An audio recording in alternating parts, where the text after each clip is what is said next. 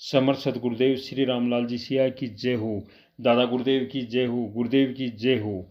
सभी गुरु भाइयों और गुरु बहनों को जय गुरुदेव, जय दादा गुरुदेव। सभी इस मार्ग पर जो गुरु भाई गुरु बहन चल रहे हैं उनको बहुत बहुत बधाई हो और उनकी कामना है, जिसकी आराधना है उसको बहुत ही मुबारक हो। और इस मार्ग पर चलने के लिए गुरु की अति आवश्यक होती हैं। और जो हमारे सदगुरुदेव हैं श्री रामलाल जी सिया, वो तो सदगुरुदेव है जो ईश्वर से मिला देते हैं। प्रत्यक्ष को प्रमाण की आवश्यकता क्या है? एक बार आप मंत्र सुनकर गुरुदेव की तस्वीर लेकर 10 या 15 दिन ध्यान करके देख लीजिए, आपको पता चल जाएगा कि क्या है। अगर आपकी आराधना सही है, आपका समर्पण सच्चा है, गुरु के प्रति आपका विश्वास है, तो मेरे गुरुदेव आपको हर चीज़, हर समस्या का समाधान देंगे। केवल मंत्र का जप करने से, कहीं जाना नहीं है, घर में रहकर आप जप कर सकते हो और आप आराधना कर सकते हो। आज इसी सिद्ध योग की किताब जो गुरुदेव के हाथों से लिखी हुई है उसका वीडियो देखते हैं। धर्म गुरुओं के अथक परिश्रम के बावजूद ही मानव धर्म से विमुख क्यों है? 27 फरवरी 1988।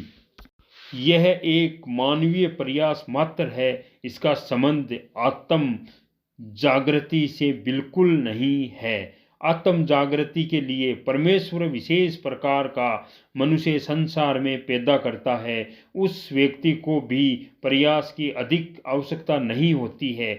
वह परम सत्ता अपना कार्य स्वयं करती है। वह मनुष्य तो मात्र माध्यम ही होता है, वह तो मात्र प्रतीक ही होता है। वह परम सत्ता स्वयं अपना प्रचार करती है। वह तो कठपुतली की तरह से संसार में विचरण मात्र करता है। आत्म जागृति ईश्वर की शक्ति की अभिव्यक्ति है। उसमें प्रत्यक्ष रूप से ईश्वर की शक्ति कार्य करती है। ऐसे व्यक्ति की सभा में जितने लोग भी उपस्थित होंगे प्राय सभी परिवर्तित होने लगेंगे। इस प्रकार वह बीज सभी के अंदर अंकुरित होकर निश्चित रूप से फल देने लगेगा। जो भी उन फलों का स्वाद चखेगा चेतन होने लगेगा। इस प्रकार वह प्रकाश अपनी शक्ति से सारे संसार में फैल जाएगा। इस प्रकार की प्रक्रिया जब प्रारंभ हो जाती है तो उसमें मानवीय प्रयास की कोई आवश्यकता नहीं रह जाती है। आत्म जागृति केवल ईश्वर की शक्ति की अभिव्यक्ति है। दूसरे शब्दों में ईश्वर स्वयं घटना स्थल पर उपस्थित होकर सभी बातों से पृथक अपना कार्य स्वयं करता है। तब वास्तव में कुछ होता है। इसमें मानवीय प्रयास तो गौण होते हैं। ऐसी स्थिति में मनुष्य को मानवीय प्रयास द्वारा प्रोत्साहन करने की कोई ज़रूरत नहीं होती है। लोग स्वयं खींचे चले आते हैं। प्रचार से जो क्षणिक चेतना जागृत करने का प्रयास किया जाता है, कार्यक्रम के समाप्त होते ही वह भूतकाल का भविष्य बन जाता है। परंतु आत्म जागृति निरंतर तेज गति से चलती हुई संसार भर में फैल जाती है। चेतन व्यक्ति संसार से चला जाता है परंतु आत्म चेतना निरंतर चलती ही रहती है। ऐसी सच्ची आत्म जागृति उपदेशों पर निर्भर नहीं करती है।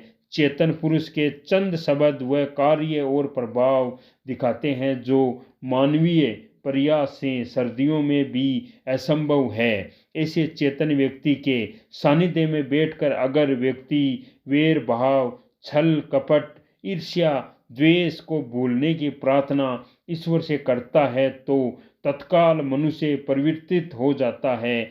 चेतन व्यक्ति से जुड़े बिना यह सब कुछ संभव नहीं है, क्योंकि ईश्वर कृपा और संत सदगुरुदेव के आशीर्वाद से उस चेतन व्यक्ति का संपर्क उस परम सत्ता से निरंतर बना ही रहता है। अतः जितने लोग उसमें जुड़ेंगे सभी में वह प्रकाश तत्काल प्रकट होकर तामसिक शक्तियों को दूर भगा देगा। इस प्रकार चेतन हुए लोगों से जुड़ने वालों को भी कुछ चेतनता आनी प्रारंभ हो जाती है, परंतु पूर्ण जागृति तो उस चेतन व्यक्ति से जुड़ने पर ही संभव है।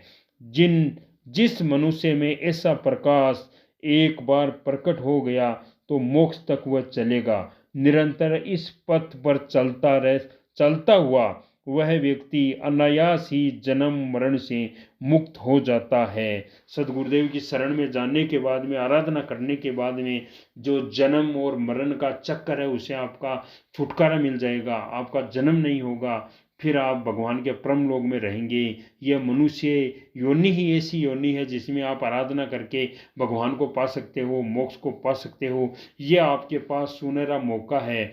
आप केवल सदगुरुदेव की तस्वीर से उनका मंत्र सुनकर ध्यान कीजिए, आराधना कीजिए, आपका जीवन सफल हो जाएगा। आपका भौतिक और आध्यात्मिक दोनों जीवन सफल हो जाएगा, आपका परिवार सफल हो जाएगा और आपका ये जीवन सफल होने के बाद आपको मोक्ष मिल जाएगा। यही एक सच्ची आराधना है और घर में रहकर आराधना करनी है, 1 रुपया किसी को देना नहीं है। जय गुरुदेव, जय दादा गुरुदेव।